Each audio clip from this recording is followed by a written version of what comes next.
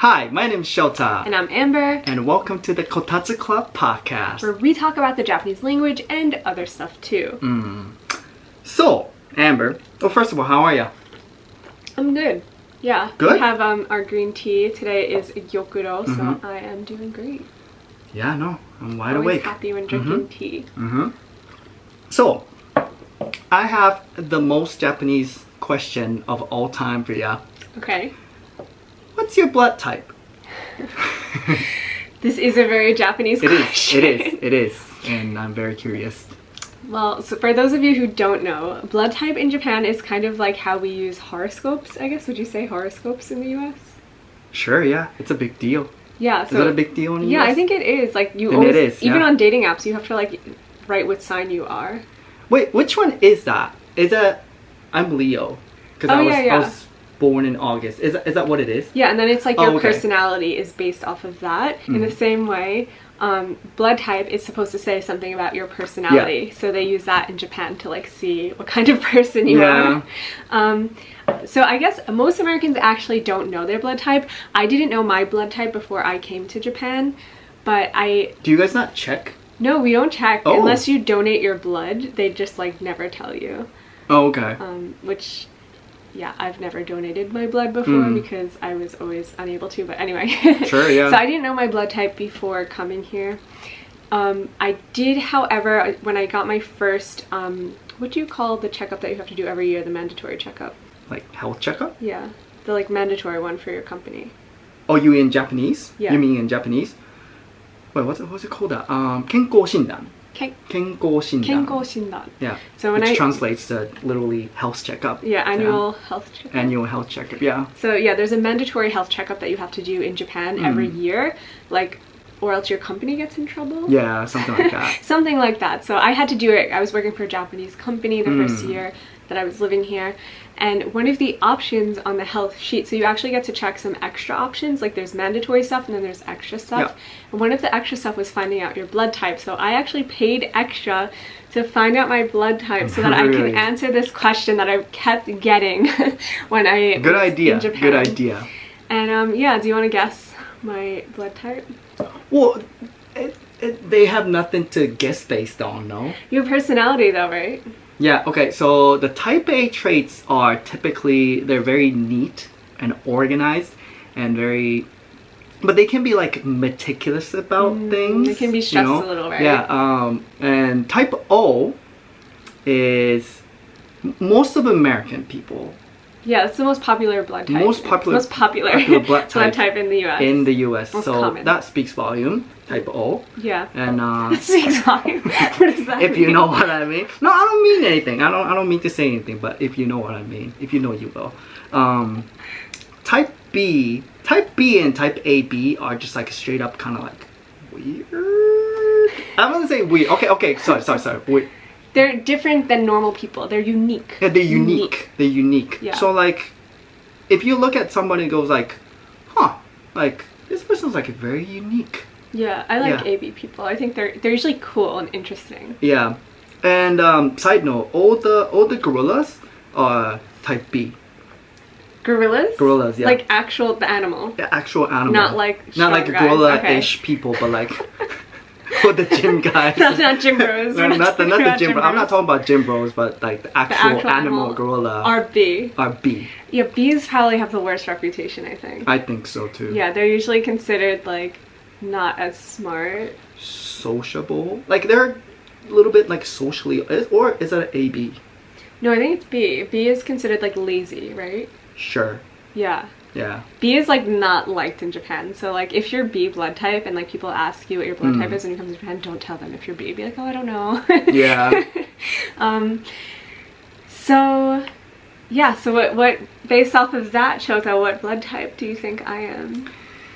So I am American, but I'm also Italian American. Italian American. So I'm fully Italian. 100% blood is Italian. So based on how organize your not at this moment, but like usually because she's about to go on a trip, so like but usually her room is very, very neatly organized. Thank you. And I think you have like a theme. Yeah, it looks like like a museum, I think. That's I don't know if I agree with that, but that's what I was going for. okay. So, but that's like a very type A thing to do. Okay. Yeah. Yeah, I am type A. You're right. Hey. What about you, Shota? What blood type are you? Yes. So the most common blood type in Japan is actually type A. So Yeah. I feel like I was maybe meant to be here. The most common blood type in the US is O, and you really enjoyed your time in the US, so I'm gonna guess that you're O. And you're absolutely right. Wow, yeah, that's so funny. O. I'm the most common blood type in Japan, and you're the most common blood type. Yeah. in the US. Maybe, yeah. That's why people don't like it here. People don't like me here. Oh, you know? maybe Yeah. people don't like you here. No, I'm just kidding. Yeah, people love me. I think people love me. He's great. Everywhere, but especially in America, you know, people love me. I think so. Yeah, I had just a great time in the U.S. You know, maybe that's why. You know, fellow type O's. Yeah, I think you really get along with O people. I think so. Yeah. And I really get along with A people. So, you know our kind. Yeah, I think so. I think. I'm not like an expert on this topic, but I think type A and type O, they generally just kind of like get along. Oh really? Oh, that's yeah, because like they just kind of like cancel each other out. Oh. They balance each, they balance each other out. That's what they don't cancel. They just disappear. Yeah. Balance So each other, you know how so type O people are like very like laid back, but like we are generally pretty organized as well. Okay. Yeah, but not in like a meticulous way. We're just like a generally organized. And type A people are very neatly organized, but like we're like ganbariya-san. Like something like that. Yeah. Work Don't give yourself really too much hard. credit, but I feel like you are too. So I don't know. yeah, sure. I mean, I don't think it matters too much if you're. Yeah, I wonder how accurate this blood type thing really is. I don't think it's accurate at all. No, I don't if either, anything. But it's just like a fun thing to fun. talk about in Japan, and like be prepared because people are gonna ask you what your blood type is, and if you're type B, people are gonna just judge you. Know. Yeah. They're like, oh, you must like, be. oh, yeah, fun. Yeah, that's so fun and interesting. But I think it's very comparable to how we like ask people for their signs and their birthdays in the US. Is it a common thing to do? Because I don't remember. Oh, really? Maybe not where you were.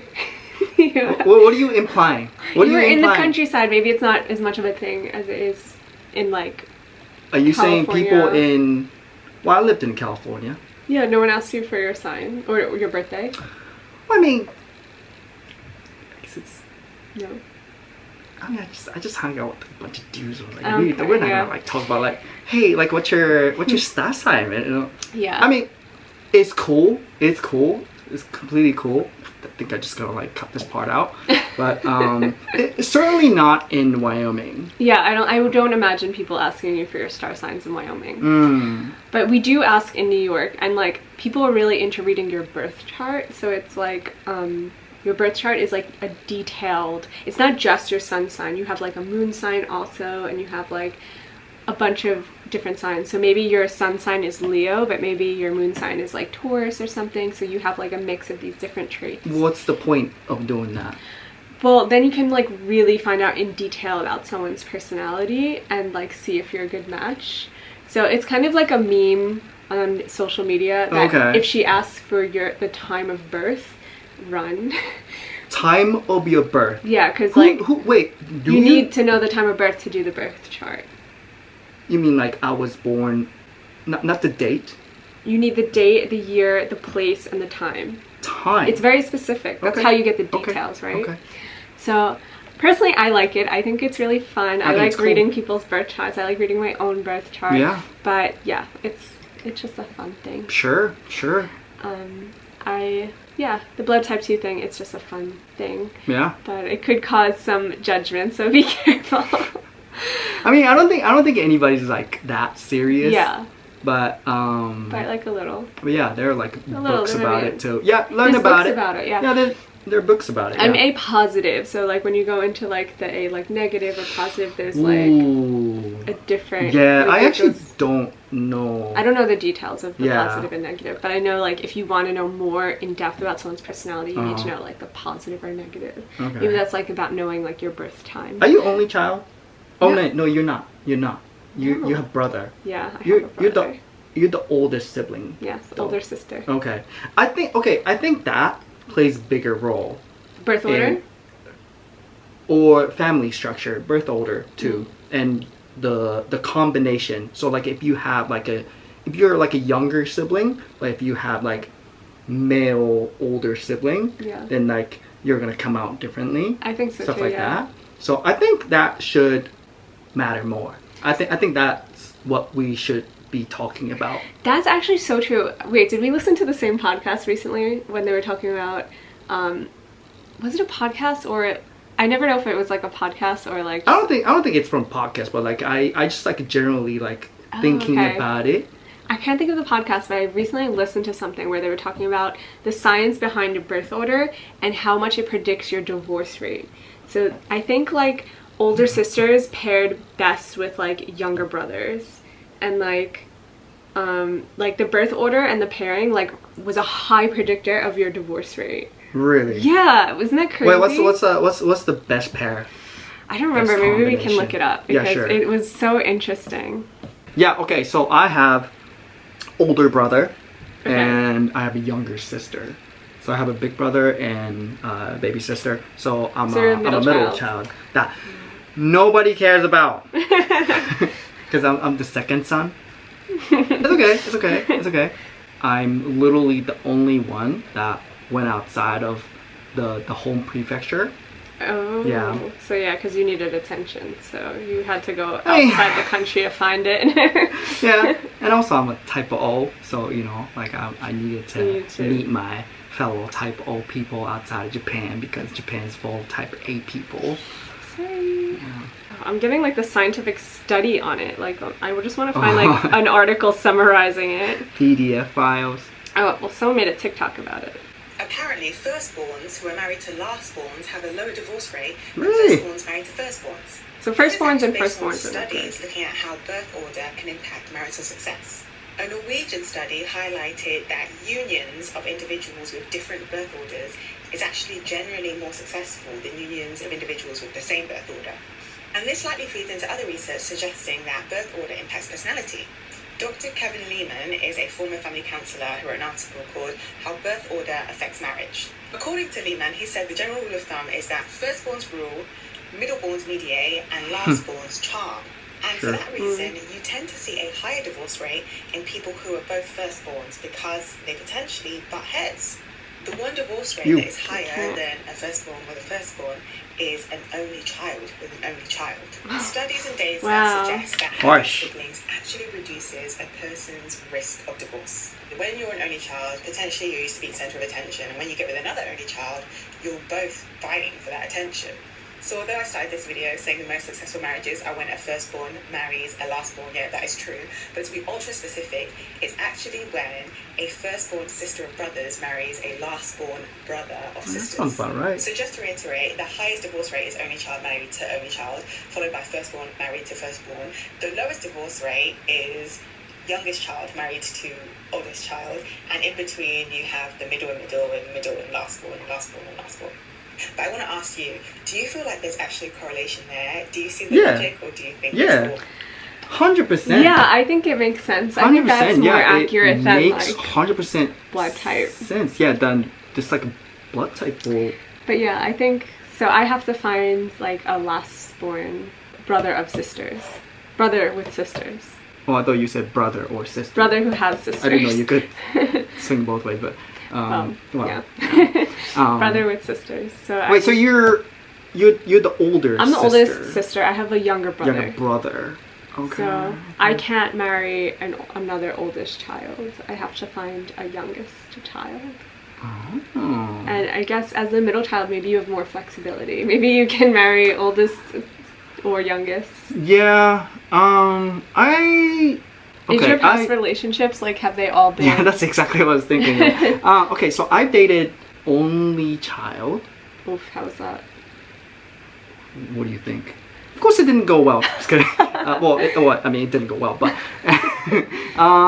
but the most successful relationship I've ever had was with another middle child. Oh, really? Yeah. That's statistically that should be your worst match, according to this thing. Really? They said it should be someone of a different birth order as a more successful. Oh, okay. So I guess it didn't work in yours. It doesn't work with yours. Yeah. I'm trying to think with Was mine. she the oldest? No. Anyway, sorry. So my most successful relationship was with younger brothers. It's true. It was true with mine.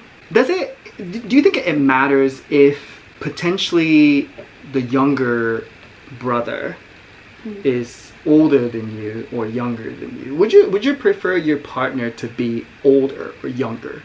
I think like society tells women that we should be the younger ones because we're supposed to like look younger, longer, and like be the cute small one in the relationship. Me. So I think just from that societal programming, I think I feel more comfortable with someone who's the same age or older than me. But I wouldn't like not date Rule someone. out? Yeah. I wouldn't date someone maybe like more than 3 years younger is too much because at that point you're kind of in a different stage of your life. That's true. But yeah, I'm not against dating someone younger, but I think in general I prefer to date someone the same age as me or older. I think I'm on the same page. Oh. Yeah, You I think I'm also date someone older or the same age as you? preferably the same age because I don't know. You're gonna have more in common, right? If you grew up in the same like generation. Yeah, and most likely to be in a similar phase of your life. Yeah, exactly. Yeah. I don't know. I just don't. It feels like you're doing life together rather than someone's like leading you and guiding you. I'd Yeah. rather like be on the same page. Yeah, I think so. I think it balances out your like. I don't want to use the word power dynamic, but I think the age gap, too much of an age gap, kind of like it generates too much power gap. Yeah, but it does work with some people, so I think It does, yeah. If it works For for example, you. my younger sister is married to a guy who's like 20 years older than her. Oh, really? And it's working out great. Well, as long as they're happy. yeah, that's because he kind of acts like her age, Oh, okay. and So, like, she maybe kind of mentally. acts like his. Well, yeah. So like, they're balanced. I think as long as they're balanced, Yeah. regardless of age, That's I think it's true. okay. Yeah. Then it does get hard when you're like older. Like if you're 20 years apart, like you might be a widow at some point, Yeah, and that's that's true. like a hard thing. That's something I think I would consider because I don't want to be alone when I'm an old person. Yeah, but then, statistically, women live 7 years longer. 7 years longer than men do. Yeah, so maybe there's a 7 years older is the highest I would go. Yeah, but I do agree with you that, well, it's not me agreeing with you, but like I also don't know how I feel about dating somebody like considerably younger. Maybe like 3 years the max I can go. Yeah, I feel that way too. Maybe it's because we're in our 30s now, and I feel like and we're in the beginning of our 30s, so I feel like there's a considerable difference from when you're in your 20s and 30s. That's true. And yeah, so maybe that's why we feel that right now, but maybe once we're in our later 30s, we won't feel 3 years younger is too more. I don't know. All right, ready for this? I'm ready. All right, so the question is it true that if you tell someone that you're learning Japanese, people think you're weird? Because I've seen this on TikTok recently. Okay. You know, she was like speaking in her car. Yeah. She was like what is this parody? She was British. Like whenever I tell people that I'm learning Spanish, French, or like any like Western European languages, Yeah. like they don't think twice about it. They're like, oh cool, you know, good for you, that's very useful. But like I think she's learning Korean, or I can't remember which language she was learning. It was either Korean, Chinese, or Japanese. She was learning, and then whenever she talks about it with her friends, like they kind of like judge her for it. Is that a thing? Because I don't know, because you know because nobody judges me for learning English, Right. obviously, and I'm a native speaker of Japanese, so like I've never gone through stuff like that. But like, for example, like if you told your family or a family member that doesn't know you're in Japan or like learning Japanese, do you think they're gonna judge you? That's a good question, because since I live in Japan, I think people think it makes sense that I am studying Japanese, because of course I need Japanese for my daily life. Yeah. But I think if you don't live here, people might question why you're studying it. So if you were living in New York or in, I don't know, Scotland, I don't know, in like Western countries, do you think it's a thing?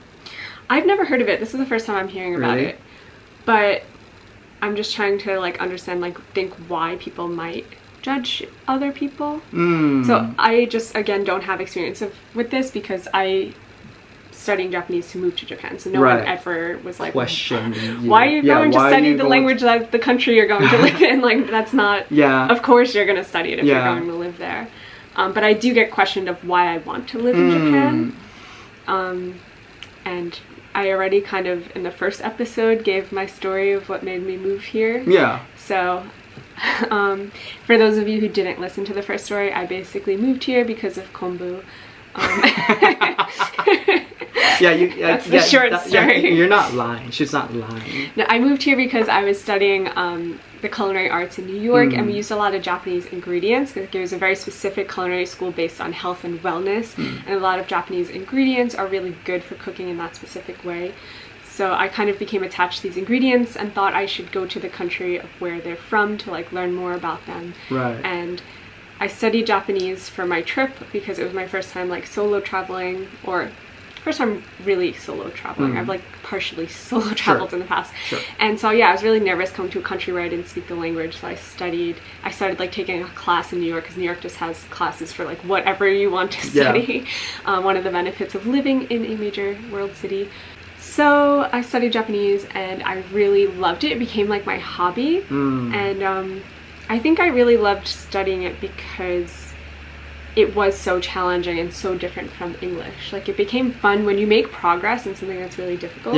It's exciting. Like, I don't remember where I was going with this. No, but it makes sense, or it made sense to people surrounded you. Right, so I never got that kind of questioning. But I guess people who don't live in Japan or aren't moving here, people might ask, why are you studying Japanese? Maybe because Japan is the only country that speaks Japanese, and I think the same thing for Korea. So I think Japanese and Korean kind of makes sense. Yeah. But for Chinese, that's like literally the most spoken language in the world. Yeah, a lot of like rich people will give their like American children Chinese lessons when they're babies, so that they can like be successful business people when they're older. I mean, basically, if you can speak English and Chinese, you can literally talk to like pretty much anybody, except for Japanese people. But you know, but you can read kanji. So you can read kanji, like, so come here and understand. You have an advantage. Yeah. Yeah. So I think it makes sense for Chinese. people to learn Chinese. But Japanese is only spoken in Japan, and Korean is only spoken in South Korea and North Korea. Yeah. And we're not going to North Korea, so just South Korea is the only option. But I guess like some of the European languages that are like acceptable to learn are only spoken in the country as well. Yeah, you're right. So like if you're learning Italian, you're only going to use that in Italy. Yeah, I just want to know like there's like stigma attached to it or not. Okay. Yeah, because in that comment section of the video I saw, there are a lot of people, like I feel the same way, or like really? like I'm learning Korean and like people call you like a Korea boo. Yeah, Korea boo, or like, oh, you like K-pop, or you know. Yeah, I guess it's just like because of the movement recently of like the popularization of like Korean pop culture because of like soft power. Yeah. I don't want to get into what soft power is. Yeah. That could be a whole nother podcast on its own. But Korea has been very good at soft power recently. True. So basically it's when a country like purposely puts out a lot of pop culture to make it well liked throughout the rest of the world. Yeah. And Korea has been really successful. So Korean pop culture amongst the younger generation has recently become super popular, which means like the boy bands and like girl bands are really popular. So people are starting to like have crushes on these like Korean celebrities, and maybe that's the reason they're learning the language. And I guess they get judgment for that potentially. Yeah. かもしれない。かもしれない. Yeah, I don't know, but I don't think one should be like judged No. for it, or like because Yeah. you know you didn't learn Japanese because of anime, Right. and if somebody assumed that she just weeaboo, you know, she just she's an anime otaku, you know, I don't think that's because nowadays a lot of people do learn Japanese Because of anime. not because of anime. Okay. I think 10 years ago, 20 years ago, I think people only learned Japanese because of anime. But I think the reasons are like now like more diverse. So yeah.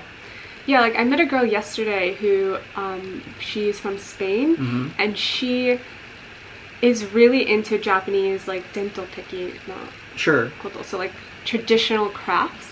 Yeah. And so she's not living here. She's on a tourist visa, but she comes often. Like she's been here like 4 times.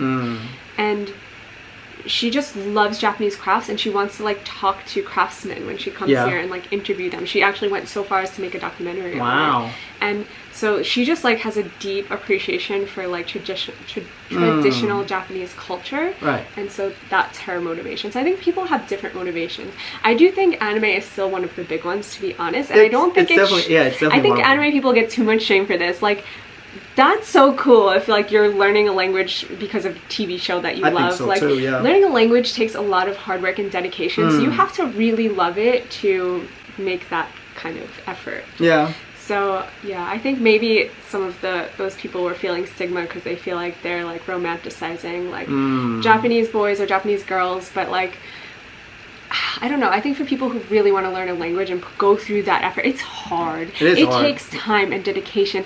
I don't think for such like a shallow reason people can actually go the extra mile to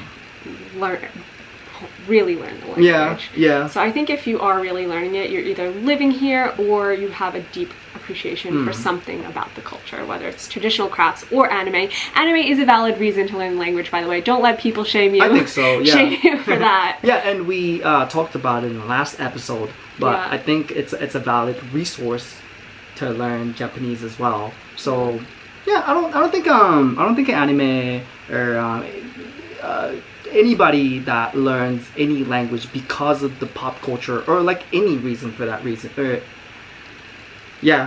they shouldn't be shamed, you know. I think learning about different culture, language is just generally a beautiful thing, and you know it takes hard work to accomplish. So it should be cherished, I think. Yeah, and you also don't need a reason to learn it. Like if just learning a language itself is your hobby, like it makes sense. I think it's really like good for your brain health. Good too. for your brain. It's fun and it's challenging, and Yeah.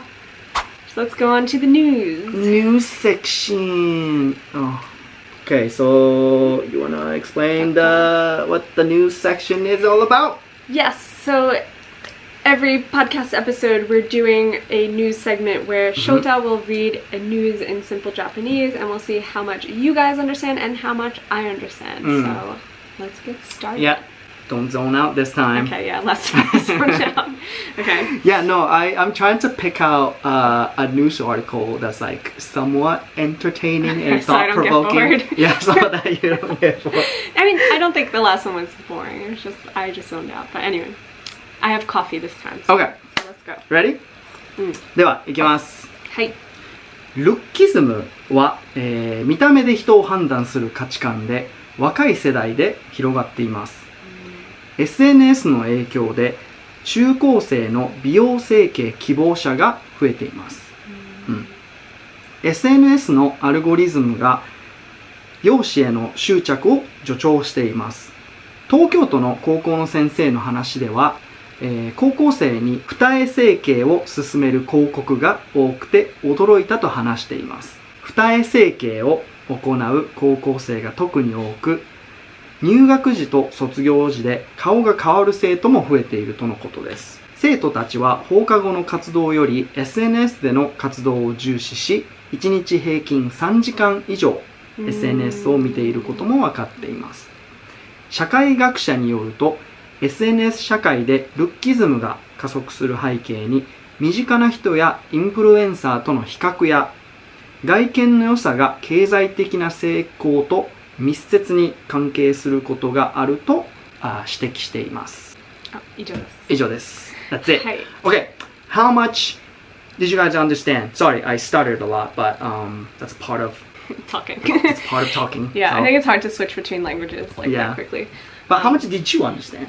It's hard for me to switch between the languages too, listening and I'm thinking in English still. Yeah, me too. But I think I did understand quite a bit. So basically, lookism. Right. So that's lookism, I would guess. Lookism? Which isn't a thing in English, but I can guess what it means. Right. Based off of the word and based off of the explanation. The Japanese explanation. Yeah.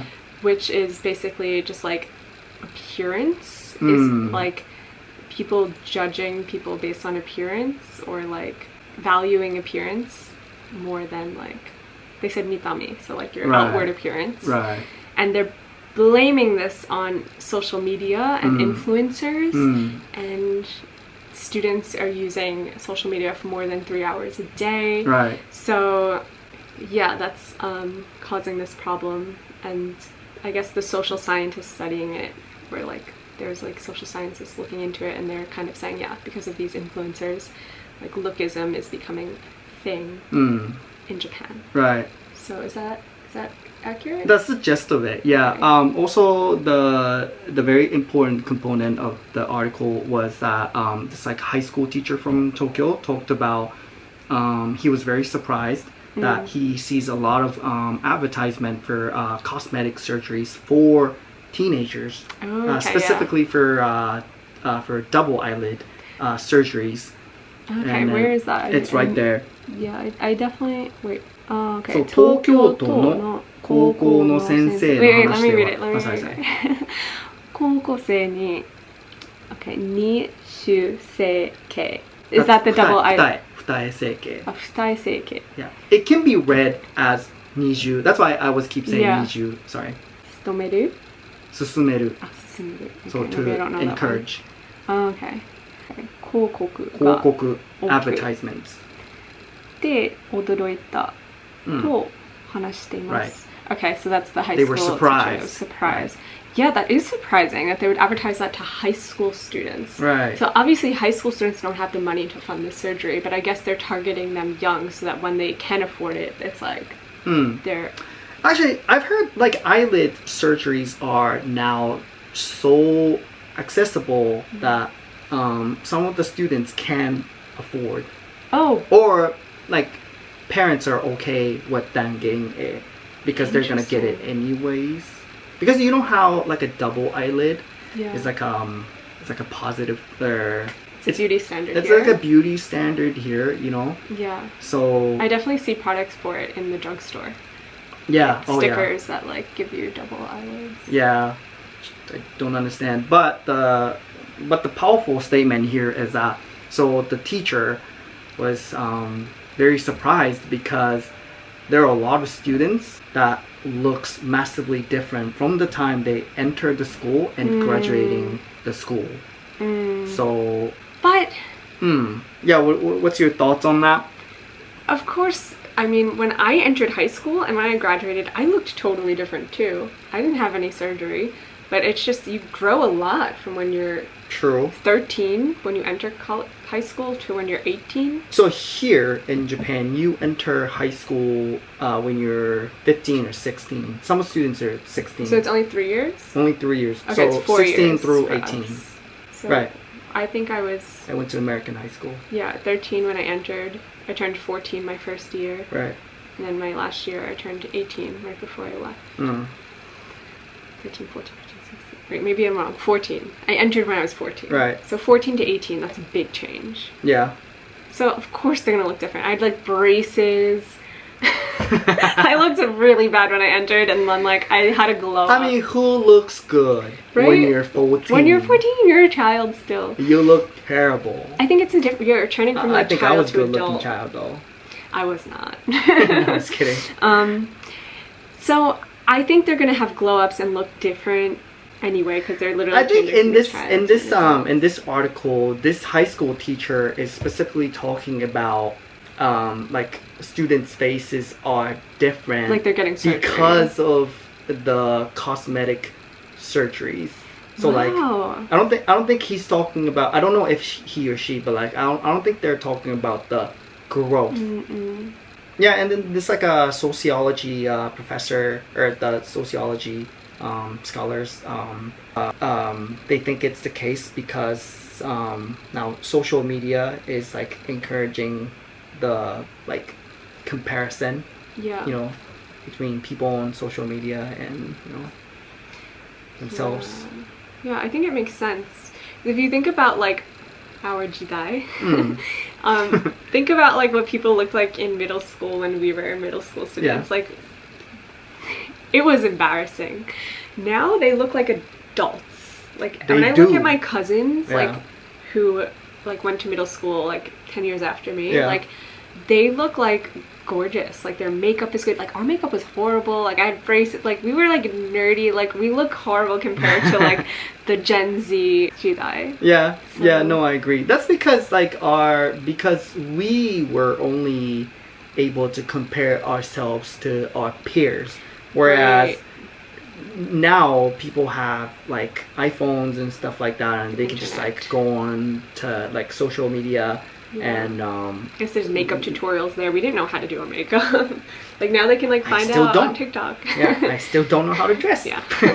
I think that the most important thing is that we should be like widen the horizon of like what's considered attractive is the most like important thing, because if more things are considered like attractive, then, you know, more people are gonna be considered attractive, and I think that's like the most like productive way to solve this problem. I feel like, I don't know. I think that's definitely happening in the US where there's a For lot sure, of yeah. diversity. I feel like maybe back in the day before social media, it was like just like white people were in Hollywood. Like that was the beauty standard. But nowadays, like it's way more inclusive and like way more diverse of what's considered beautiful.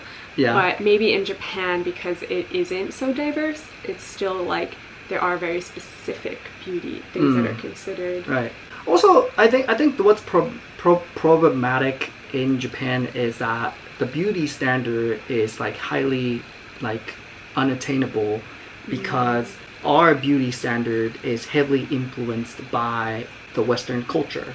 So we're trying to accomplish the kind of appearance that are not naturally us. Oh. So I think that so like a double eyelid thing too, right? Because, you know, it's Right, it's a that's characteristics that some Japanese people Some people do have, but a lot of people don't. So like they have to like get cosmetic surgery to obtain that look, which makes no sense. Like, why can't we just like consider like a single eyelid to be attractive? Right. You know? I know, like, being the paler you are, the more attractive it is here. But I don't know if that comes from the West. I feel like that comes from like the history of like farming culture. Yeah. Because like I follow some like meme guy on TikTok. He's, I guess, a Chinese international student in the U.S. Sure.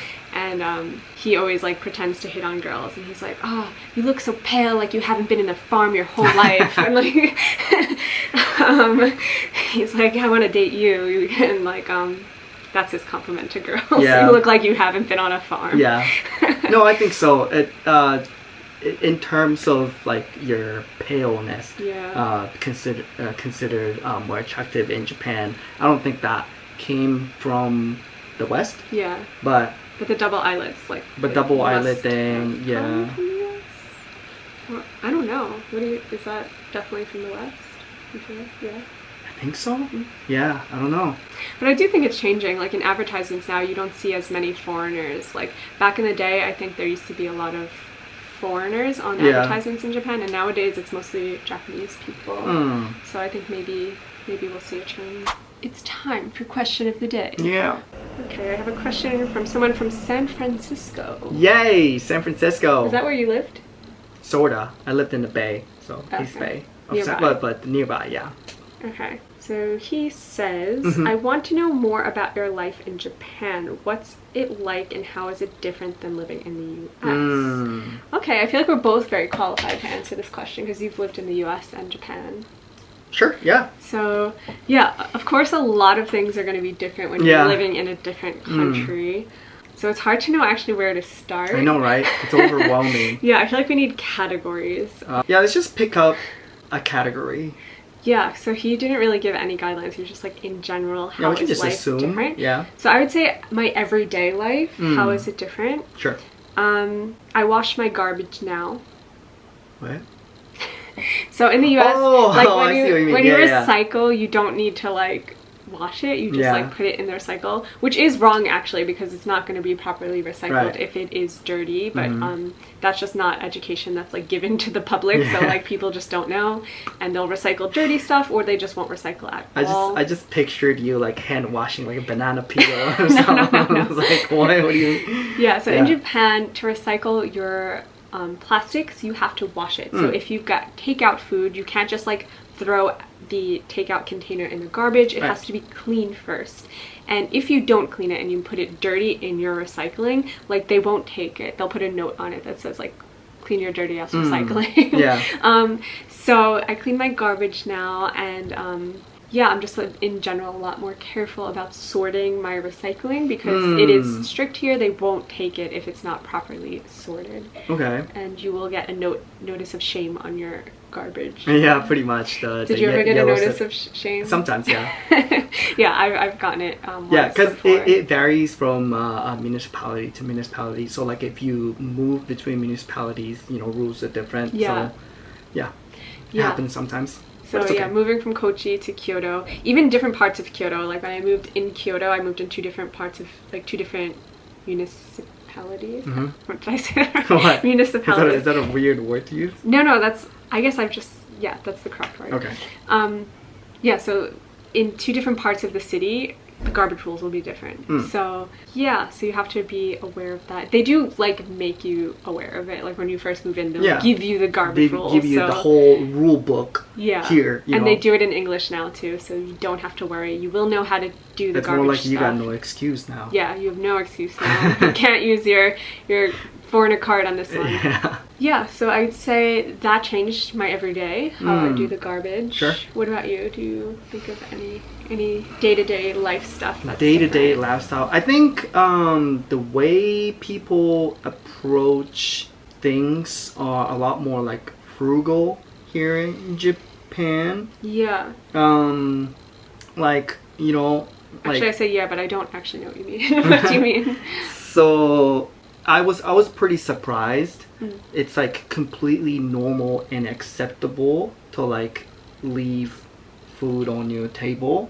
Not table, your plate. In the US. When I initially moved to the States, I was very surprised. Because I thought, these like children were gonna get like scolded. But then parents were like completely okay with it. So I'm not saying like one way is better than the other, but it's just that I think Japanese people are like a lot more frugal when it comes to like stuff like water.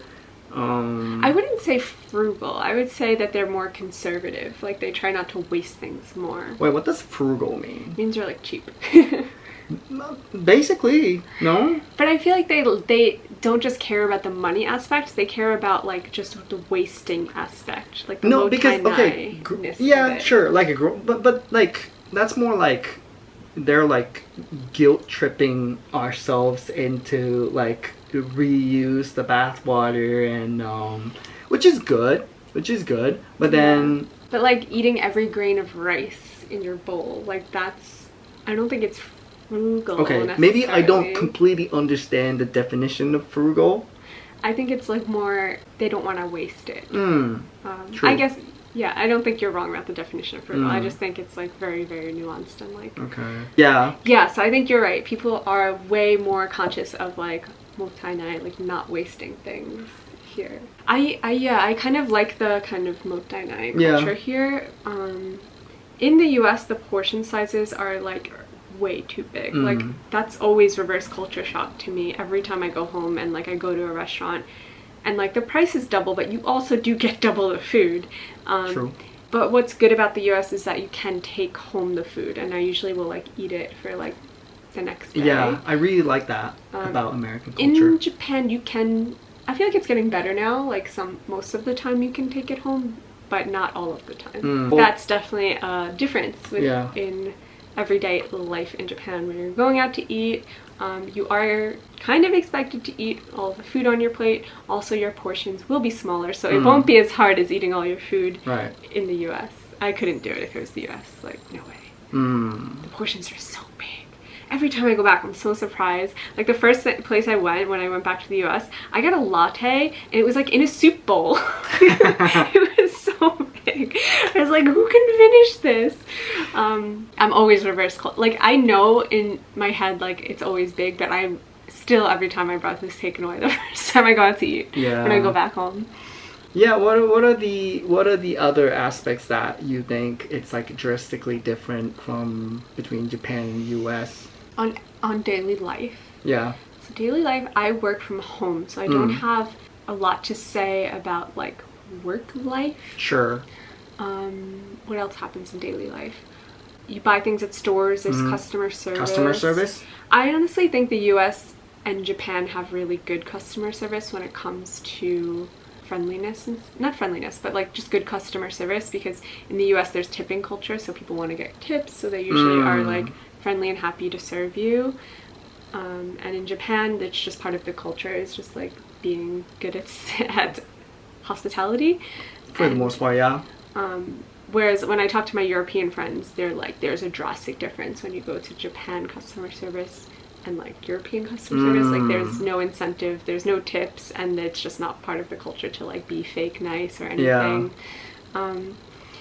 That's definitely not true across all things. Like if you go to the post office in New York, it's like always a horrible experience and they're really mean and rude to you. There's no tipping at the post office, so I guess they have no. Any like public service thing is usually horrible customer service. But I guess that applies to Japan as well. Oh really? I feel like when I go to the post office in Japan, they're so nice and like it's such a good experience. Maybe, but like banks. I've only had good experiences. I bet you've had bad experiences at banks. No. No. So, yeah, one time I went to the bank in the US and I asked them for Japanese yen. I was changing my US bank money to Japanese yen. And it was a lot of money because it was when I first moved here. So I needed $1 million, a million Japanese yen. And so the guy starts laughing at me and he's like, what am I going to give it to you in a suitcase? I'm like, it's not the same as $1 million US. And he's a bank. He worked at the bank. Works at a bank, yeah. And he didn't it didn't click that the currency is different. And then he was like, I was like, you know, imagine he's like handling like Korean won. Yeah, at first he said it's like 100 million. More. Yeah. But anyway, like he was not going to give it to me. He's like, what are you kidding? Like I can't give you $1 million Japanese yen. I was like, sir. It comes in like 10,000 bills. And like he was serious. Yeah, and I had to show him like a Japanese yen and be like, this is how much it comes in. He's like, oh, so I'm thinking it's like $1 million. He's like, yeah, we'll get it for you. I was like, you work at the bank. Like that would never happen in Japan. No, but like, okay, but that's a bad customer service. No, I think he was just kind of. He just. Yeah, but I feel like that kind of knowledge gap wouldn't fly in Japan. Oh, okay. Right? Yeah, but I had to address that.